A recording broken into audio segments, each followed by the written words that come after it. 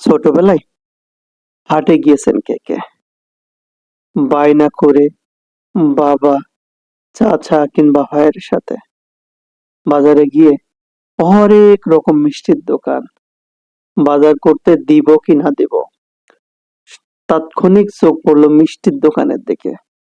ঠিক বাবা, চাচা কিংবা ভাইয়ের হাতের আঙুলটি ধরে বারবার টানছি আর খুঁতখুত করে কান্নাকাটি করছি, একটু মিষ্টি কিনে দাও না, একটু মিষ্টি খেতে দাও না। আসলেই ছোটবেলার সেই স্মৃতিগুলো একদমই হারিয়ে ফেলেছি। এখন আর আমরা হাটে যেতে চাই না। হঠাৎ করেই তাফসীরকে বললাম, চলো আজকে তোমাকে বাজারে নিয়ে যাব বা হাটে নিয়ে যাব। হ্যাঁ, আমাদের সেই তালতলার বাজার, এখন যে যার নাম চরপাড়া বাজার নামে পরিচিত। প্রত্যেক বুধবার এবং শনিবার এই তালতলার বাজার বসতো। বাবা চাচাদের মুখে শুনেছি, প্লাস আমি নিজেও বাড়ি থেকে প্রায় 3-3.5 কিলোমিটার দূরে হেঁটে গিয়েছি।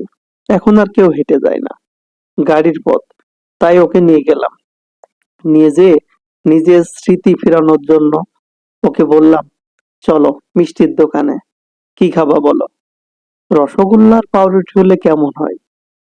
অমনি ছেলেটা আমার সেই ছোটবেলার স্মৃতি ফেরানোর জন্য বলে দিল, হা বাবা, আমি মিষ্টি খাবো, আমাকে রসগোল্লার পাউরুটি দাও। তৃপ্তির ঢেকুর তুলে ও যেন বারবার খাচ্ছে। অনেক মানুষ এইভাবে এখনো দোকানে বসে এই খাবারগুলো খায়। আমারও খুব ভাল লাগলো সেই স্মৃতি ফিরে পাওয়ার জন্য।